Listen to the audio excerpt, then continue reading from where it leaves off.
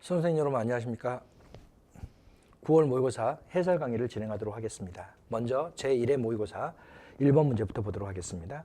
근무성정 평정자가 평정도구를 이용하여 대상자를 평정할 때 나타날 수 있는 오류의 극복 방안이 잘못 제시된 것은 1번 연쇄효과는 하나의 평정 요소가 다른 평정 요소에 영향을 미치는 현상입니다. 하나의 평정 요소가 유사한 다른 평정 요소에 영향을 미친다. 그러면 여기에 만일 협력성을 평가하는데 이 협력성에서 수를 받은 사람이 여기에 협력성하고 의사소통은 유사한 평정 요소이기 때문에 여기에 수를 받은 사람을 여기도 수를 준다. 이런 걸 우리가 연쇄효과라고 이야기를 하죠. 그러면 이 연쇄효과를 극복하기 위해서는 평정자별로, 피평가자별로 평가하기보다는 협력성을 다 따로 평가하고 의사소통력을 또 따로 평가하고 이렇게 하게 되면 문제를 완화할 수가 있습니다. 그래서 1번 지문은 맞죠. 2번 상동적 오차는 선입견에 의한 오류입니다. 선입견에 의한 오류는 개인 신상 정보의 비공개에 의해서 문제를 완화할 수 있다. 그렇죠. 신상 정보를 비공개하게 되면 어느 대학 출신인지 이런 걸 잘 알 수가 없잖아요. 그리고 어느 지역 출신인지를 알 수 없죠. 지역에 대해서 선입견이라든지 대학에 대해서 선입견이라든지 이런 것들을 극복할 수 있는 게 신상 정보 비공개를 통해서 그걸 완화할 수가 있는 거죠. 그래서 2번도 맞는 거죠. 3번 총계적 오류는 불규칙적 오류를 우리가 총계적 오류라고 이야기합니다. 관대화의 효과와 엄격화의 경향이 불규칙적으로 발생하는 경우 이런 걸 우리가 총계적 오류라 그러는데 총계적 오류는 사후에 극복이 불가능합니다. 어쩔 때 내가 엄격화 경향을 보였는지 어쩔 때 내가 관대화 경향을 보였는지를 잘 모르기 때문에 그렇습니다. 이 총계적 오류에 대립되는 표현이 규칙적 오류인데 규칙적 오류는 모든 사람들에게 일관되게 엄격화 경향을 보이거나 모든 사람들에게 일관되게 관대화 경향을 보이는 경우인데 이런 경우에는 사후에 조정할 수 있습니다. 모든 사람들에게 관대화 경향을 보였다 그러면 모든 사람들에게 일정 점수를 빼주고 모든 사람들에게 엄격화 경향을 보였다 그러면 모든 사람들에게 평정 점수를 좀 더 플러스 해주면 되는 건데 이렇게 엄격화나 관대화가 불규칙적으로 발생하게 되면 사후에 조정이 불가능합니다. 그래서 3번은 틀린 지문이죠. 4번 근접 효과라는 것은 평정식에 가까운 근무 행태만을 가다평가하는 것을 우리가 근접효과라 그러는데 근접효과를 극복할 수 있는 방법은 중요사건 기록법입니다. 중요사건 기록법은 평정자가 피평가자와 평정기간에 있었던 사실을 서로 상담을 통해 가지고 기록하는 것을 이야기해요. 그래서 근접오류를 극복할 수 있는 중요 방법이 중요사건 기록법이기 때문에 4번은 맞는 지문이죠. 그래서 1번의 답은 3번이 틀린 지문이고 나머지는 다 맞는 지문입니다. 2번 사회적 자본의 특징이 아닌 것은 사회적 자본은 상호 신뢰, 호혜성의 규범, 시민참여 네트워크와 같은 사회조직의 속성 이렇게 이야기하는데 사회적 자본의 가장 핵심이 되는 게 신뢰입니다. 신뢰는 등가적 교환관계는 아닙니다. 등가적 교환관계는 동등한 가치 간의 교환관계인데 이거는 시장에서의 상품이 그렇죠. 내가 500원을 내놓으면 편의점에서 500원짜리 상품을 주고 이런 걸 우리가 등가적 교환관계라 그러는데 상호 신뢰관계는 등가적 교환관계가 이루어지지는 않습니다. 그래서 2번은 1번이 틀린 지문이죠. 그리고 상호 신뢰는 자기 강화성을 띠어요. 자기 강화성을 띈다는 것은 신뢰가 신뢰를 낳고 불신이 불신을 낳는다는 겁니다.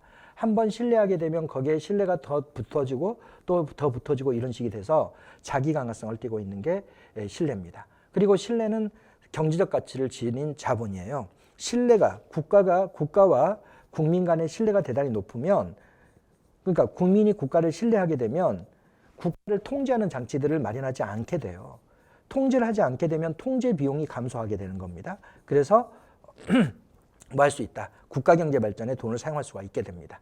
그 다음 사회적 자본 신뢰는 공공재적 성격을 띠죠. 공공재라는 것은 비배제성과 비경합성을 지니고 있는 서비스를 우리가 공공재라 그러는데 신뢰는 돈을 내지 않고 이용할 수가 있으니까 비배제성을 띠고 또 신뢰는 사용하면 사용할수록 증가해요. 사용하면 사용할수록 줄어들어야지 경합성을 띠는 것인데 기본적으로 신뢰는 사용하면 사용할수록 증가하는 속성을 가지고 있기 때문에 기본적으로 뭐다? 바로 비배제성과 비입니다. 그래서 사회적 자본은 자기 강화성을 띠고 경제적 가치를 지니고 공공재의 성격을 가지고 있지만 등가적 교환관계가 이루어지는 것은 아니기 때문에 2번의 답은 1번만 틀린 거고 나머지는 다 맞는 지문이죠. 3번 문제 우리나라 예산에 대한 설명 중 옳지 않은 것은 세출 예산 과목에서 장, 간, 항, 세양, 목 이렇게 구분이 되죠. 장은 우리가 분야라 그러고 간은 부문이라 그러고 항은 프로그램, 세항은 세부 사업, 그 다음에 목 이렇게 구성이 됩니다. 그러면 1번은 맞는 지문이죠. 그 다음 세출 예산 과목 중 장간항은 입법 과목이고 세항목은 행정 과목입니다. 입법 과목이라는 것은 1장에 쓰라고 한 돈을 2장으로 쓴다든지 1간에 쓰라고 한 돈을 2간으로 쓴다든지 1항에 쓰라고 한 돈을 2항으로 쓴다면 반드시 국회 의결을 얻어야 한다. 그래서 국회 의결을 얻는 것을 우리가 입법 과목이라 그러는데 세항하고 목은 행정 과목입니다. 행정 과목은 1세항에 사용하라고 한 돈을 2세항으로 사용한다든지 1목에 사용하라고 한 돈을 제2목에 사용한다든지 이런 것들은 기획재무 장관의 승인으로 가능합니다. 국회 의결을 얻을 필요가 없죠. 그래서 세출 예산 과목 중 장간항은 입법 과목이고 세항목은 행정 과목에 해당합니다. 세입 예산 과목에는 간항이 존재하지 않는다. 틀렸습니다. 세입 예산 과목은 간항목으로 구성이 됩니다. 간항목. 세출하고 좀 다르죠. 세출은 아까 우리가 봤던 것처럼 장, 관, 항, 세항, 목 이렇게 구성이 된다면 세입 예산 과목은 세 개로만 구분이 돼요. 제1관, 그 안에 제1항, 그 안에 제1목 이렇게 구성이 돼 있죠. 그래서 3번은 틀린 거죠. 4번 ABB는 예산 편성의 형식 중 세입세출 예산에 포함된다.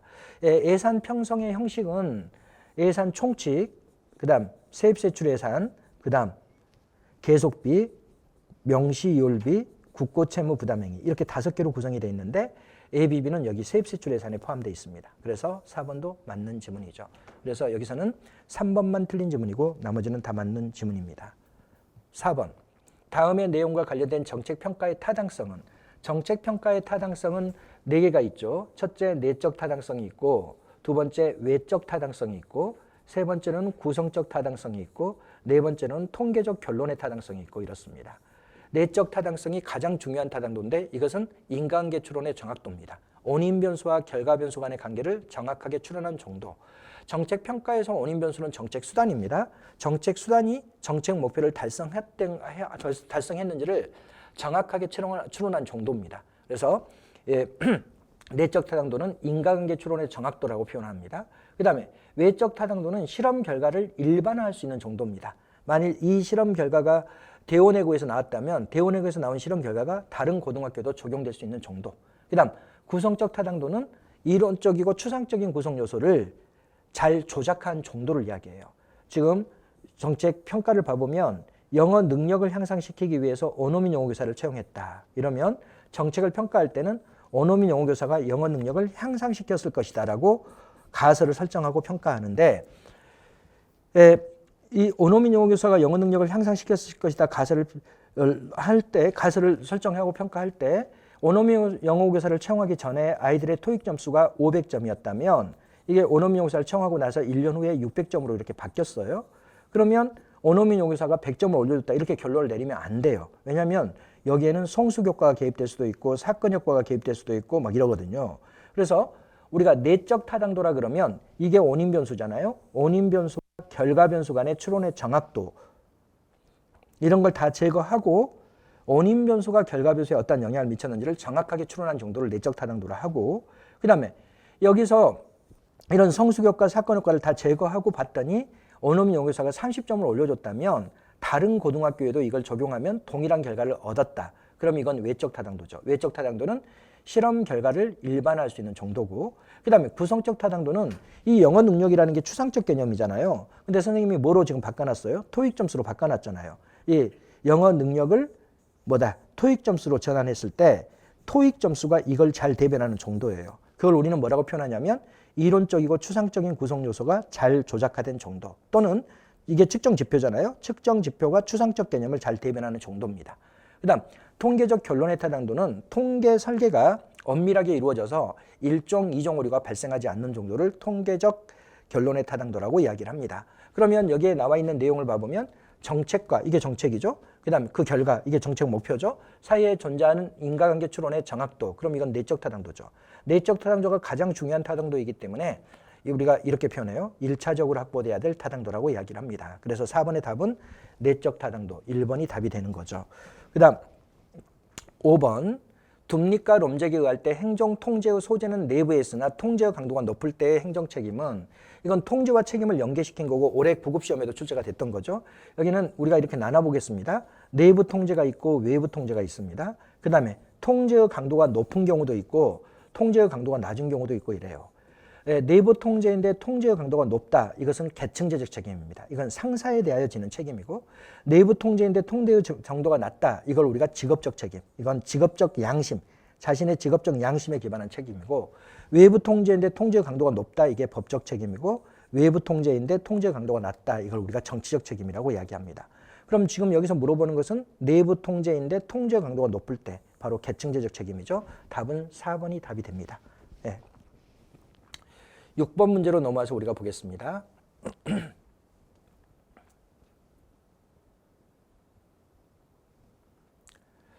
참여예산제에 대한 설명으로 옳지 않은 것은, 국민참여예산제도는 문재인 정부에서 도입을 했어요. 그래서 2019년 예산편성부터 도입되어 시행되고 있습니다. 국민참여예산제도는 국민이 예산사업의 제안, 심사, 우선순위 결정 과정에 참여할 수 있는 제도이다. 그렇습니다. 지방재정법에 의하면 주민참여예산제도, 주민참여예산제도는 지방정부에서 주민이 참여할 수 있도록 하는 제도죠. 이거는 모든 지방정부가 의무적으로 도입하도록 법에 규정해 놨습니다. 4번, 지방의회는 조례로 정하는 바에 따라 주민참여예산제도의 운영에 대하여 평가를 실시할 수 있다. 틀렸죠. 주민참여예산제도는요, 누가 평가하냐면 행안부 장관이 평가합니다. 지방의회가 자체적으로 평가하는 게 아니라 중앙정부가 평가하도록 돼 있어요. 그래서 4번이 틀린 겁니다. 행정안전부 장관은 주민참여예산제도의 운영에 대하여 평가를 실시할 수 있다. 이렇게 표현되어 있어야 되겠죠. 그래서 6번은 4번이 답입니다.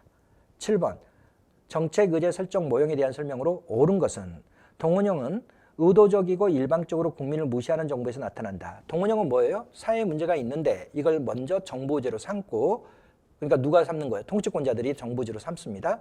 그리고 국민들에게 홍보를 통해 가지고 알려주는 과정이 동원형입니다. 우리 가장 대표적인 예가 바로 새마을운동 같은 겁니다. 농촌의 저발전이라는 사회 문제가 있는데 박정희 대통령이 그걸 정부 의제로 삼아요. 그리고 국민들에게 우리가 이렇게 농촌을 개혁하려고 할 테니까 잘 따라 주십시오라고 홍보해 나가는 거죠. 그 다음 여기서 문제는 의도적이고 일방적으로 국민을 무시하는 정부에서 나타난다. 틀렸어요. 이거는 뭐예요? 내부 접근형이에요. 의도적이고 일방적으로 국민을 무시하는 정부에서 나타나는 게 내부 접근형이라고 하는데, 이 내부 접근형은 뭐냐면 사회에 문제가 있습니다. 그런데 이 문제를 정부 의제로 삼았어요. 그리고 아예 국민들에게는 알려주지 않는 것을 이야기해요. 이런 것들은 주로 이제 무기와 관련돼 있어. 무기, 국방, 외교 이런 정책입니다. 국가가 차세대 전투기를 구입하기 위해서 정부 의제로 삼아놓고 국민들에게는 아예 알려주지도 않는 거. 이런 아예 국민들에게 알려주지도 않는 것이 바로 이래요. 일방적이고 의도적으로 국민을 무시하는 정부에서 나타나는 겁니다. 그래서 1번은 틀린 지문이죠. 2번, 외부 주도형은 뭐예요? 사회 문제가 있는데 이게 사회적 이슈화가 되고, 그리고 이게 공중 의지화 됩니다. 그리고 나서 공식 의지화 되는 거예요. 이거는 지금 교사들의 인권 문제가 있어요. 근데 누군가 자살을 하고 막 많은 교사들이 자살하기 때문에 이게 이슈화 돼가지고 국민들 대다수가 논쟁이 이루어지고 있어요. 그래서 논쟁의 결과로 대부분 국민들이 왜 교사의 인권에 대해서 국가가 이렇게 제대로 해주지 못하냐 하면서 국가가 반드시 교사들의 인권을 보호해달라고 요구를 하면 그게 공식 의지화 되는 게 바로 외부 주도형이죠. 정부 입장에서 보면 외부의 요구에 의해서 정부 의지화 된 것이죠. 외부 주도형은 동원형이나 내부 주도형보다 정부 의지화가 용이하다. 그렇지 않습니다. 이거는요, 국민들의 강력한 요구가 있어야지만 정부 의지화 되는 거예요. 동원형이나 내부 주도형은 아예 정책 의제를 설정할 수 있는 권한이 있는 사람들이 정부 의지를 한 거야. 동원형은 그냥 사회 문제가 있는데 통치권자가, 정확하게는 정책 의제 설정권자가 스스로 정부 의제화하고 그리고 나중에 국민에게 알려주는 거고, 내부 주도형은 사회 문제가 있는데 정책 의제 설정권자가 정부 의제화하고 국민에게 알려주지도 않는 거고, 그러니까 정책 의제를 설정할 수 있는 권한이 있는 자들이 주도해 나가는 것이 동원형과 내부 주도형이라면, 외부 주도형은 시민들의 강력한 요구가 있어야지만이 정부 의제화 되는 것이기 때문에 외부 주도형은 동원형이나 내부 주도형보다는 정부 의제화가 곤란하죠. 국민들의 강력한 요구가 있어야지만이 정부 의제화 되기 때문에 그렇습니다. 3번, 동원형에서 논쟁의 주도자는 국가이며 대중의 지지가 낮을 때 나타나는 모형이다. 이거는 뭐냐면요, 이건 메이의 분류를 가지고 문제를 낸 겁니다.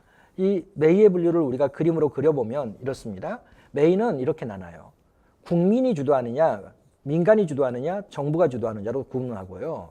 그리고 국민의 지지가 높으냐 낮느냐, 국민의 지지인데 이게 높으냐 낮느냐를 가지고 구분하는데, 국민의 지지가 대단히 높을 때 민간이 주도하는 거, 이걸 외부 주도형이라고 했던 거예요. 그 다음에 국민의 지지가 대단히 낮은데 국가가 주도한다, 정부가 주도한다, 이거를 뭐라고 이야기한 거예요? 바로 이거를 동원형이라고 이야기한 거예요. 그 다음에 민간이 주도하는데 국민의 지지가 낮는다. 이걸 내부 접근형이라고 이야기하고, 그 다음에 정부가 주도하는데 국민의 지지가 높은 것을 찾아가지고 정부가 정책 의제로 삼는다. 이런 것을 뭐라고 했던 거예요? 바로 굳히기형 또는 공고화형이라고 이야기한 겁니다. 그러면 동원형은 여기에 들어가잖아요. 정부가 주도하는 겁니다. 그러나 국민의 지지가 낮을 때 나타나는 거죠. 그러면 동원형에서 논쟁의 주도자는 국가이며, 그렇죠. 정부가 주도하니까 대중의 지지가 낮을 때 나타나는 모형이다. 맞죠. 외부 주도형은 집단 간의 진흙탕 싸움이 발생하며, 외부 주도형의 경우에는 국민들의 요구에 의해서 정부 의지화된 거잖아요. 그러니까 결정 과정에서도 뭐가 이루어져요? 국민들이 참여해서 대화하고 토론하고 합의해서 결정이 이루어집니다. 그러니까 점중지적 결정이 이루어지고 결국 뭐야? 진흙탕 싸움이 발생하고 이래요. 그리고 이렇게 결정 과정에서 시민들이 참여해서 결정을 하게 되면 집행 과정에서는 저항이 줄어들어요. 그렇죠? 왜? 결정 과정에서 시민들의 의사가 반영돼 있으니까. 그러니까 집행 과정에서는 저항이 줄어들어서 수능 확보가 용이합니다. 수능 확보가 용이하기 때문에 수능을 확보하기 위한 비용이 많이 발생하지 않습니다. 그러면 우리가 4번 지문을 봐보면 외부 주도형은 집단 간의 진흙탕 싸움이 발생하며, 그렇죠. 결정 과정에서 점중주의적 결정이 이루어지기 때문에. 그러나 점중주의적 결정이 이루어지면 다양한 의사가 정책에 반영되어 있기 때문에 수능을 확보하는 비용은 적게 들어요. 왜? 가만히 있어도 시민들이 저항하지 않기 때문에. 그래서 틀린 거죠. 그러면 여기와 관련해서는 1번 틀렸고, 2번 틀렸고, 4번 틀렸고, 3번만 옳은 지문이 되는 거죠. 그래서 답은 3번입니다. 8번 신공공관리론에 대한 설명으로 옳지 않은 것은 행정의 전략적 정책 역량 강화와 집행 부분의 탈정부화 및 탈관료제화를 추구하였다. 신공공관리론에서 가장 중요한 부분이 여기 써져 있는 거죠. 신공공관리론은 결정과 집행을 구분합니다. 그리고 결정은 정부가 해요. 방향잡기 역할이라고 이야기하죠. 결정을 운의적으로 표현하면 방향잡기예요. 그 다음에 집행은 어디다 넘긴다. 집행은 민간에게 넘겨요. 그렇죠?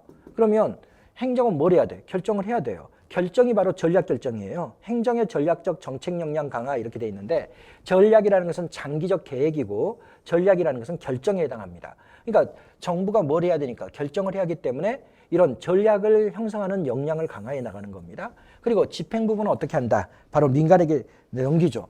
민간에게 넘기는 것을 탈정부화라고 표현하고 있는 거예요. 이 지문에서는 정부에 벗어나게끔 하는 거죠. 관료제가 바로 정부 관료제를 이야기하는 겁니다. 관료제가 바로 정부예요. 정부로부터 벗어난다. 그렇죠.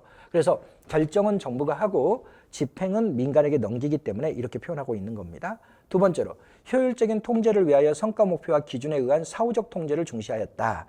예, 이게 규칙과 법규에 의한 통제가 있어요. 규칙과 법규에 의한 통제를 우리는 사전적 통제라고 합니다. 업무를 수행하기 이전에 미리 규칙과 법규를 만들어 놓고, 그 다음에 이제 그 규칙과 법규를 준수하도록 하는 게 바로 규칙과 법규에 의한 통제인데, 신공공관리론은 규칙과 법규에 의한 통제를 없애버립니다. 그리고 너 재량껏 업무를 수행하라는 거예요. 그런데 대신 뭘 평가하겠다? 업무가 끝나고 나면 성과를 평가해서 통제하겠다는 거예요. 그럼 이 성과 통제를 우리는 뭐라고 해요? 사후적 통제라고 이야기하는 거예요. 업무가 수행이 되고 난 이후에 통제하는 것이기 때문에. 그럼 여기는 효율적인 통제를 위해서 성과 목표를 제시하고 그 성과 목표에 따른 기준을 만들어냅니다. 그리고 그 기준에 의해서 업무가 완성되고 난 이후에 성과를 평가해요. 그래서 사후적 통제를 중시한다. 그럼 맞죠. 세 번째, 고객지향적 행정을 추구하는 게 신공공관리론인데, 시민을 고객으로 인식하면 고객은 수동적 존재에 불과합니다. 왜냐하면 생산자에 대한 선택 권한만을 가지고 있어요. LG가 마음에 안 들면 SK를 선택하고, SK가 마음에 안 들면 KT를 선택하고, 이렇게 선택권만을 가지고 있는 존재를 고객이라고 이야기합니다. 시민은 실제 정책 과정에 참여해서 서비스의 질과 양을 직접 결정하는 존재가 시민이에요. 그래서 시민은 능동적 존재이지만 고객은 수동적 존재이기 때문에 신공공관리론은 시민을 뭐로 만든다? 수동적 존재로 전락시킨다라는 비판을 받아요. 그래서 이게 틀린 거죠. 그 다음 행정의 분절화 현상. 분절화 현상은 결정을 담당하는 기관과 집행을 담당하는 기관이 구분되는 것을 행정의 분절화 현상이라고 이야기합니다. 신공공관리론은 결정은 정부가 하고 집행은 민간 기업에게 넘기기 때문에 결정을 담당하는 기관과 집행을 담당하는 기관이 분리되죠. 그러니까 행정의 분절화 현상이 야기되는 거예요. 그렇게 되면 어떻게 된다? 행정의 책임성이 저하된다. 그렇죠. 왜? 결정을 담당하는 기관은 잘못 서비스가 제공됐을 때 집행기관에게 책임을 떠넘길 것이고, 집행을 담당하는 기관은 서비스가 잘못됐을 때 결정기관에게 책임을 떠넘기기 때문에 그렇습니다. 그래서 행정의 분절화 현상으로 책임성이 저하되는 게 신공공관리론의 근본적인 한계죠. 9번, 지방자치가 필요한 이유와 거리가 먼 것은 대의민주주의 한계를 극복할 수 있다. 대의민주주의는 국민이 대표를 선출하고 대표가 정책을 결정하는 건데 지방자치는 어떻게 하는 거예요? 지방자치는 주민들이 스스로 통치한다가 지방자치야. 자치가 바로 자치잖아요. 바로 시민들이 스스로 통치한다는 거예요. 그럼 시민들이 지방정부에 참여해서 스스로 통치하게 되면 대의민주주의 한계를 극복할 수가 있는 거죠. 그 다음에 지방자치는 국가의 작은 지방정부들에게 뭘 할 수 있다. 지역적 실험을 할 수 있어요. 정책을. 우리가 지금 복식부기 발생주의를 하고 있는데 이것도 우리는 어떻게 했던 거냐면 부천시에서 7년간 먼저 정책 실험을 해봅니다. 그래서 복식부기 발생주의를 해봤더니 생각했던 대로 장점이 많이 나타나고 단점은 별로 없다. 그러면 이제 어떻게 해요? 전국적 확산을 해나갑니다. 그래서 지방정부를 만들어내면 정책을 지역적으로 실험하기가 대단히 용이합니다. 그 다음 세 번째로 직업공무원제가 확립되잖아요. 그럼 지방자치의 필요성이 약화돼요. 왜 그러겠어요? 직업공무원제가 확립되면 누가 행정을 수행한다는 거야? 공무원이 행정을 수행한다는 거예요. 지방자치라는 것은 주민들이 스스로 통치한다는 건데 직업공무원제가 확립돼가지고 공무원들에 의해서 모든 행정이 이루어진다면 굳이 지방자치를 할 필요성이 약화되는 거죠. 주민들이 참여하는 게 아니라 결국 공무원들이 그 업무를 하는 것이기 때문에. 그 다음에 기능적 분업화를 통한 행정의 능률성 제고. 분업을 통한 행정의 능률성 제고. 지방자치가 필요한 이유가 거리가 먼 것은인데 여기서 기능적 분업은 중앙정부와 지방정부 간의 분업이에요. 중앙정부만 존재하게 되면 분업이 이루어지기 어렵죠. 근데 중앙정부와 지방정부 모두 존재하게 되면 뭐가 이루어진다? 기능적 분업이 이루어지는 거예요. 이렇게 분업화가 이루어지면 효율성이 개선되거든요. 이거는 뭐다? 지방자치의 필요성에 들어가죠. 그런데 직업공무원제 확립은 주민이 참여해서 행정을 수행하는 게 아니라 직업공무원에 의해서 행정이 수행된다는 것을 의미하기 때문에 이것은 지방자치의 필요성하고는 관련이 없는 겁니다. 그래서 9번의 답은 3번이죠. 10번. 조직은 분업의 원리와 조정의 원리로 구성된다. 분업의 원리가 아닌 것은 조직의 원리를 두 개로 나누면 분업의 원리와 조정의 원리로 구분이 되는데 이 분업의 원리는 다 뭐에 대한 거예요? 수평적 분화와 관련된 원리를 분업의 원리라고 이야기해요. 그 다음에 조정의 원리는 뭘 우리가 조정의 원리라 그러냐면 수직적 분화와 관련된 원리를 조정의 원리라고 이야기를 합니다. 참모 조직의 원리는 개성과 참모를 수평적으로 분업하는 거예요. 이거는 그러니까 뭐다? 분업의 원리에 해당합니다. 동질성의 원리는 동질적인 기능끼리 수평적으로 분업하는 것을 이야기합니다. 인사기능은 인사실로, 예산기능은 예산실로 이렇게 기능별로 하는 것을 구분하는 것을 동질성의 원리라 그래요. 이것과 동일한 단어가 바로 기능명시의 원리입니다. 이것들은 전부 다 수평적 분화와 관련돼 있어요. 계층제 원리는 수직적 분화잖아요. 이렇게 고난과 책임의 정도에 따라서 이렇게 등급화하는 것을 계층제 원리라 그러는데 이런 계층제 원리는 수직적 분화와 관련돼 있기 때문에 이거는 뭐다? 바로 조정의 원리에 해당하죠. 그래서 3번이 틀린 거고 나머지는 다 분업의 원리에 해당합니다. 11번 문제로 들어와서 보겠습니다. 정치행정 이혼론에 대한 설명으로 옳지 않은 것은 정치행정 이혼론은 정치가 결정을 하고 행정은 집행을 한다. 정치와 행정을 명확하게 구분하는 것을 우리가 정치행정 이혼론이라 그러죠. 그럼 행정이 정책 결정을 하지 못한다는 건데 행정이 정책 결정하는 것을 우리가 정치적 현상이라고 이야기하는데 당연히 행정이 결정을 하지 못한다고 보기 때문에 비정치적인 거죠. 그럼 행정은 뭐만 담당한다? 집행만을 담당해. 능률적 집행만을. 집행을 하는 것은 주로 경영과 관련되어 있습니다. 그래서 뭐다? 바로 관리 현상으로 이해를 하는 거죠. 행정기구 및 관리 방법의 개혁에 공헌했다. 그렇습니다. 정치행정 이혼론의 가장 대표적인 이론이 가학적 관리론이에요. 그래서 가학적 관리론은 분업화와 표준화를 강조하는 건데 이게 바로 행정기구 및 관리 방법의 개혁에 공헌한 겁니다. 그 다음 2번. 영국의 대의민주주의 정치와 유럽의 중앙집권국가의 관리 이론에 영향을 받았다. 영국의 대의민주주의 정치에 영향을 받은 거예요. 여기도 봐보세요. 정치행정 이혼론은 뭐예요? 결정은 누가 하고 대표가 하고 정치가 하고 그렇죠? 그 다음에 집행은 누가 한다? 행정이 한다. 이거잖아요. 근데 정치가 어디라 그랬어요? 국회라 그랬잖아요. 그럼 대의민주주의는 국민은 대표를 선출하고 대표가 뭐 한다? 정책을 결정한다요. 대표가. 그럼 이 정책을 결정하는 대표가 누구예요? 국회잖아요. 그러니까 국회가 정책 결정한다는 것도 대의민주주의고 그 다음에 여기 정치행정이혼론도 국회가 정책 결정을 한다는 것이기 때문에 결국 대의민주주의에 영향을 받은 겁니다. 그 다음에 유럽식 중앙집권국가의 관리이론 이게 뭐라 그랬어요? 관료제라 그랬죠. 이 관료제가 바로 뭐예요? 관료제가 바로 분업화예요. 정치행위적 이혼론의 대표적인 이론이 가역적 관리론인데 분업화를 추구하잖아요. 또 관료제가 바로 공식성입니다. 공식성은 정확하게 규칙과 법규를 만들어 놓고 그 규칙과 법규에 따라서만 업무를 수행하도록 하는데 정치행위적 이혼론이 강조하는 게 뭐예요? 표준화죠. 그러니까 결국은 영국의 대의 정치와 유럽, 바로 독일의 관료제의 영향을 받은 겁니다. 맞죠? 공무원이 전문성보다는 대표성을 갖추는 것이 중요하다고 보았다. 이 전문성을 갖추도록 요구하면 뭐가 이루어지는 거예요? 이 시험 제도가 이루어지는 거예요. 시험. 대표성을 중시하면 선거를 강조하는 거예요. 여러분들이 다 알고 있는 것처럼 정치행정 이혼론은 실적주의 확립과 관련되어 있습니다. 실적주의는 바로 시험이죠. 그래서 역관주의의 한계를 극복하기 위해서 정치행정 이혼론이 등장하는데 역관주의가 바로 대표성을 강조하는 정치체제라면 실적주의는 바로 뭐다? 전문성을 강조하는 겁니다. 정치행정 이혼론은 실적주의 확립과 관련되어 있기 때문에 3번은 틀린 거죠. 뭐라고 나와야 돼요? 공무원이 대표성보다는 전문성을 갖추는 것이 중요하다고 보았던 거죠. 이거는 역관주의 폐해를 극복하고 실적주의를 확립하는 데 기여했던 거죠. 그러면 3번만 틀린 지문이고 나머지는 다 맞는 지문입니다. 12번 직위분류제의 수립 절차에 대한 설명 중 옳지 않은 것은 1번 직무평가. 여기에 이제 직무분석이라는 게 있고 직무평가라는 게 있는데 직무분석은 뭘 우리가 직무분석이라 그래요? 직무를 성질별로 구분하는 겁니다. 성질별로. 성질별로 구분하는 것이 바로 뭐예요? 직군, 직렬, 직류를 이야기하는 거예요. 이걸 나누는 작업이 직무분석이에요. 그 다음에 이제 직무평가가 있는데 직무평가는 뭐 하는 것이다? 등급을 결정하는 겁니다. 이거는 직무의 곤란도와 난이도에 따라서 등급을 결정하는 것을 이야기해요. 그러면 우리가 문제를 풀어보면 직무평가는 직무의 성질과 종류를 구분하는 것이고 틀렸죠. 이건 직무분석이죠. 그 다음에 직무분석은 직무의 상대적 가치를 구분하는 것이다. 직무의 상대적 가치를 구분하는 것이 등급을 결정하는 것이고 이건 직무분석이 아니라 직무평가죠. 그래서 거꾸로 나와 있는 거죠. 직무의 성질과 종류를 구분하는 것은 직무분석이고 직무의 상대적 가치를 분류하는 것은 직무평가입니다. 그래서 1번은 틀린 지문이죠. 직무분석은 시험의 내용적 타당성을 확보하는 데 활용되며 내용적 타당성이라는 건 뭐라 그랬어요? 특정 직무에 필요한 전문 지식을 물어보는 지예요.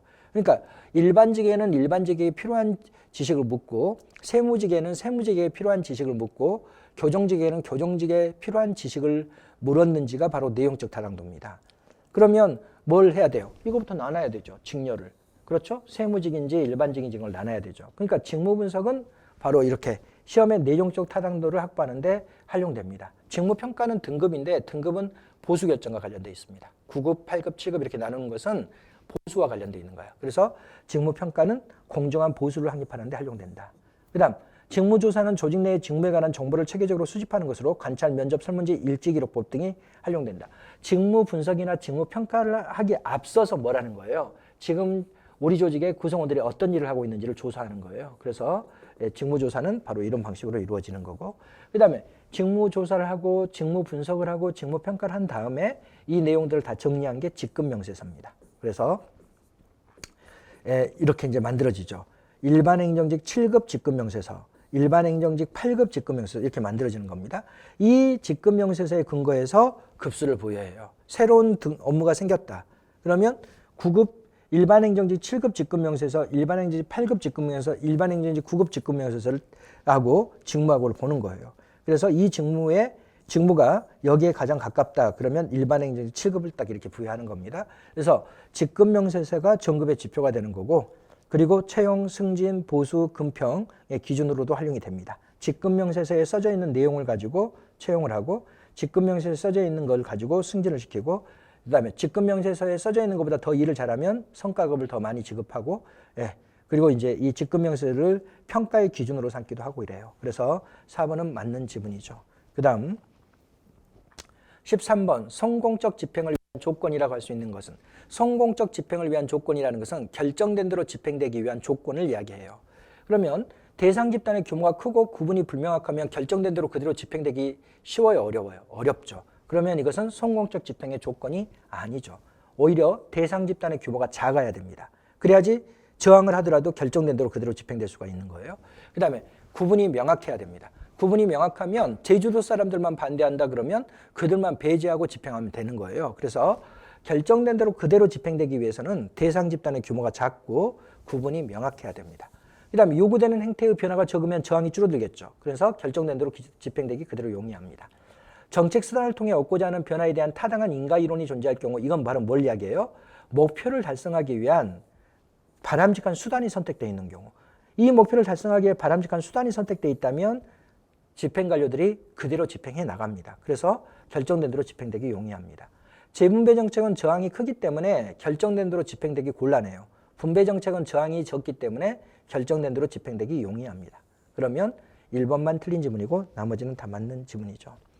14번 국가재정법은 국가재정 운영의 효율성, 건전성, 투명성을 목적으로 하고 있다. 이것도 여러분들이 학습이 잘 돼 있어야 됩니다. 국가재정법에 명시되어 있는 목적 세 가지입니다. 효율성, 건전성, 투명성 이렇게 돼 있죠. 다음 중 재정 운영의 건전성을 목표로 하는 제도로 잘 묶인 것은 기억번, 회계 및 기금 간 자유로운 전출입 허용은 효율성과 관련돼 있어요. 총사업비 관리 제도와 예비타당 조사는 대규모 사업의 무분별한 착수를 막기 위한 거예요. 그러니까 뭐죠? 건전성과 관련돼 있는 거죠. 불법 지출에 대한 국민 감시제, 국민이 참여하는 제도들은 전부 다 투명성과 관련돼 있습니다. 이건 투명성이죠. 그 다음 세계 잉여금의 처리 용도 제한, 이것도 건전성에 대한 거고 법률안에 대한 재정소요 추계 제도도 건전성에 대한 거고 또 시민들에게 정보를 공개하는 것은 당연히 투명성이죠. 그렇죠? 그러면 기본적으로 총사업비 관리제와 예비타당 조사, 세계 잉여금의 처리 용도 제한, 법률안 재정소요 추계 제도는 다 건전성에 대한 겁니다. 총사업비 관리제도와 예비타당 조사는 대규모 사업의 무분별한 착수를 막기 위한 거고 세계 잉여금의 처리 용도 제한은 세계 잉여금이 생기면 뭐한다? 불법적으로 낭비적으로 사용하지 못하도록 처리 용도를 제한한 거고 법률안 재정 소요 추계 제도는 법률이 통과될 때 재정 소요가 있거나 수요가 있거나 또는 재정 수입이 감소할 경우 뭐 조세 감면을 해주는 법률안이라든지 또는 뭔가 어디에다 돈을 써야 되는 것에 대한 법률안이라든지 이런 것들을 할 때는 뭐다? 얼마만큼 재정 수입이 줄어들 것이고 얼마만큼 재정 지출이 증가할 것인지를 미리 계산한 보고서를 같이 법률안에 첨부해서 제출하도록 하는 게 법률안 재정 소요 추계 제도인데 이것도 재정 건전성을 위한 겁니다. 그래서 답은 니은번, 리을번, 미음번 2번이 답이 되겠습니다. 그 다음 15번 다음 중 관료제의 병리 현상이 아닌 것은 전문화된 무능은 뭐예요? 전문화된 무능은 분업화로 인한 병리 현상이죠. 그래서 이렇게 딱 분업화해가지고 구성원들이 한 가지 일만 하게 되면 이 자신이 담당하는 업무에 대해서는 전문성이 확보되지만 조직 전체에 대한 조망은 곤란하다. 이거는 관료제의 병리 현상에 들어가죠. 권력구조의 이원화는 여기서 일하는 사람은 실제 업무를 수행하기 때문에 그 업무에 대한 전문성이 확보돼요. 전문성에 의한 권위가 있는 거고 상관은 직위에 의한 권위가 있습니다. 직위에 의한 권위. 과장이라는 직위로부터 얻어지는 권위 이게 있어요. 그래서 상관의 직위에 의한 권력과 부하 직원들의 전문성에 의한 권력이 상충되는 현상을 권력구조의 이원화라고 이야기합니다. 그 다음 피터의 원리는 이런 계층제 질서를 띠고 있게 되면 어떻게 된다? 여기서 일을 잘하면 여기로 승진을 시켜줘요. 그럼 여기에 남아있는 사람은 여기에 일도 못하는 사람만 남아있는 거예요. 또 여기서 일을 잘하는 사람은 여기로 승진을 시켜주게 되면 여기에 남아있는 사람들은 여기에 일도 못하는 사람만 남아있기 때문에 이렇게 승진제도가 계층제를 따라서 승진제도가 이루어지면 결국 어떻게 된다? 바로 관료제 전체가 무능한 자로 가득 채워지는 현상이 야기되는 겁니다. 이걸 우리는 피터의 원리라 그러고 이것도 관료제의 병리 현상이죠. 비정의성은 정에 입각한 행정을 수행하지 않고 법률에 입각해서만 모든 업무를 처리하도록 하는 것을 비정의성이라고 이야기하는데 비정의성은 관료제의 병리 현상은 아닙니다. 관료제의 특징 중에 하나일 뿐이지. 비정의성은 법 앞에 평등을 지향하는 것이라서 이걸 병리 현상이라고 보지는 않아요. 그래서 4번은 관료제의 특징에 불과하지 병리 현상은 아니기 때문에 15번의 답은 4번이죠. 저것도 여러 번 출제된 적이 있습니다. 그 다음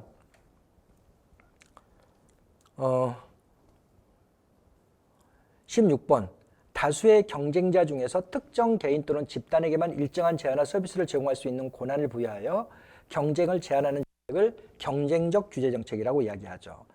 이거는 행정법상 특허입니다. 그래서 LG, SK, KT 니네만 이동통신업 해라. 이런 것들을 우리가 경쟁적 규제 이렇게 이야기합니다. 그래서 16번의 답은 1번입니다. 그 다음 17번. 17번 문제 지방세 기본법상 특별시, 강역시와 도가 부과할 수 있는 지방세 중 공통적인 것을 고르면 우리나라는 도시지역과 농촌지역을 세목을 구분해 놓고 있습니다. 그래서 특별시, 강역시하고 그 다음에 자치구로 나눠보면 선생님 수업을 들으신 분들은 이렇게 외우잖아요. 주치, 담내, 지지자 이렇게.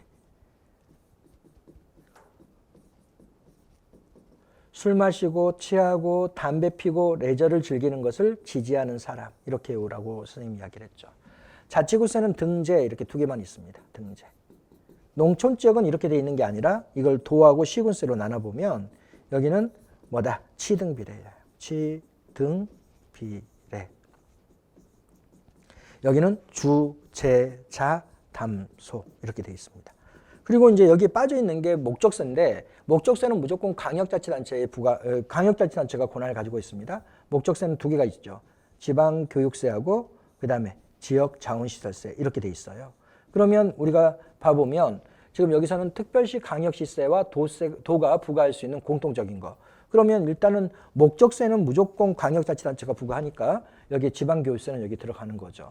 그 다음에 여기 취득세 여기 들어가 있고 여기도 취득세가 들어가 있기 때문에 취득세도 여기에 들어가는 거고 재산세는 여기에 들어가 있어요. 자치구세니까 틀렸고 지방소비세, 지방소득세 전부 다 특별시 강역시인데 여기 지방소비세는 여기 도세에 들어가 있기 때문에 맞고 이건 틀렸고 주민세 여기 들어가 있죠. 그 다음에 주민세 시군세로 들어가 있죠. 그러니까 이건 틀렸죠. 그래서 이거는 여러분들이 암기 문제인데 기업번, 디귿번, 비읍범이 특별시 강역시세이면서도 도세에 해당하는 거죠. 18번 문제로 들어와서 봐봅니다.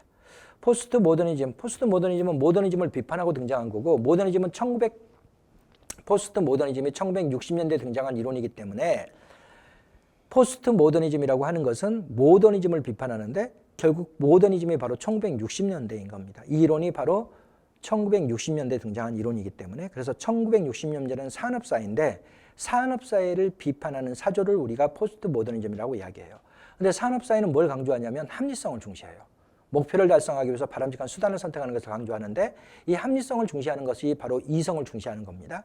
포스트 모더니즘은 합리성과 이성, 산업사회의 구조 이런 걸 다 비판합니다. 그러면 여기에 나와 있는 것은 진리는 딱 객관적으로 주어져 있는 게 아니고 상황에 따라 다르다. 이성이 합리성이에요. 이성의 성격과 역할을 부인하고 그리고 뭐한다? 각각 개별화된 영역별로 정치를 추구하고 각각 개별화된 영역별로 이론을 구성한다. 그 다음 여기는 해방주의, 구성주의, 다원주의를 특징으로 하는 게 포스트 모더니즘입니다. 그래서 18번의 답은 2번이죠. 그 다음 19번 역간주의에 대한 설명 중 옳지 않은 것은 공직수행의 단순성을 바탕으로 하며 역간주의는 정당에 충성도에 따른 간직 임명인데 공직이 전문성을 띄워버리면 역간주의적 인사를 채용하기가 어렵습니다. 그래서 공직수행이 단순하다고 전제했을 때 역간주의가 수행되는 겁니다. 그리고 이거는 뭐다? 바로 정당원들이 공직을 참여할 수 있도록 했으니까 공직의 대중화를 가져온 거죠. 국민 요구의 대응성 증진을 가져온다. 그렇죠. 정당원들은 선거에 아주 민감합니다. 그러니까 다음 선거에 심판을 받기 때문에 국민의 요구에 민감하게 대응을 해요. 정책의 비일관성을 야기할 위험성이 있다. 그렇죠. 왜냐하면 만일 이번에 민주당이 집권에 있는데 다음에 국민의힘 소속의 대통령 후보가 집권하게 되면 모든 공무원들이 다 나가고 이제 국민의힘 소속 사람들이 들어오기 때문에 정책이 일관되게 추진되지는 못하죠. 그 다음 선거를 통해서 공직 구성원들에게 책임을 묻습니다. 그러니까 책임성 증진은 용이합니다. 다만 뭐가 나타날 수 있다. 부패, 비능률 이런 게 나타날 수 있죠. 공직 사유화를 통해 가지고 부패가 발생하고 비능률이 초래될 위험성이 있습니다. 잭슨 대통령이 역간주를 주창했는데 4년 임기법이라는 게 대통령의 임기와 공무원의 임기를 일치시킨 거예요. 근데 이 4년 임기법은 잭슨이 만든 게 아니에요. 여기는 멀로 대통령이 만들어요. 그래서 잭슨 대통령이 공식적 인사제도로 채택한 것은 맞지만 4년 임기법을 제정한 대통령은 멀로이기 때문에 4번이 틀린 지문이죠. 그 다음 20번 킹과 로버의 경쟁적 가치 접근법은 조직의 성장 주기에 따른 평가 기준을 제시하였다. 조직의 성장 주기와 평가 기준이 잘못 연결된 것은 이 킹과 로버는 창업 단계에서는 뭐로 평가하라 그래요? 개방체제 모형. 개방체제 모형은 뭐예요? 희소자원 획득 능력을 가지고 평가하라. 만일 학원으로 따지면 희소자원이 강사들입니다. 그래서 스타 강사들 많이 가지고 있는 조직을 효과적인 조직으로 평가하는 겁니다. 그 다음에 집단 공동체 단계에서는 인간관계 모형으로 평가하는데 인간관계 모형은 구성원들 간의 응집성을 가지고 평가한다는 거고 그 다음에 공식화 단계에서는 내부 가정 모형과 합리적 목표 모형을 가지고 평가해요. 내부 가정 모형은 공식적인 의사소통력 그 다음에 합리적 목표 모형은 공식적인 목표 달성도를 가지고 평가한다는 거예요. 그 다음에 구조의 정교화 단계에서는 뭘 가지고 평가한다? 다시 개방체제 모형, 희소자원 획득 능력을 가지고 평가합니다. 그래서 기본적으로 틀린 것은 4번이죠. 공식화 단계에서는 내부 가정 모형이나 합리적 목표 모형을 가지고 평가하는 거고, 구조의 정제화 단계는 조직의 발전 단계인데 이때 뭘 가지고 평가한다? 바로 희소자원 획득 능력인 개방체제 모형을 가지고 평가합니다. 그래서 답은 4번이죠. 예, 여기까지 여러분들이 틀린 문제들을 잘 점검해 나가시기 바랍니다. 예, 고생하셨습니다.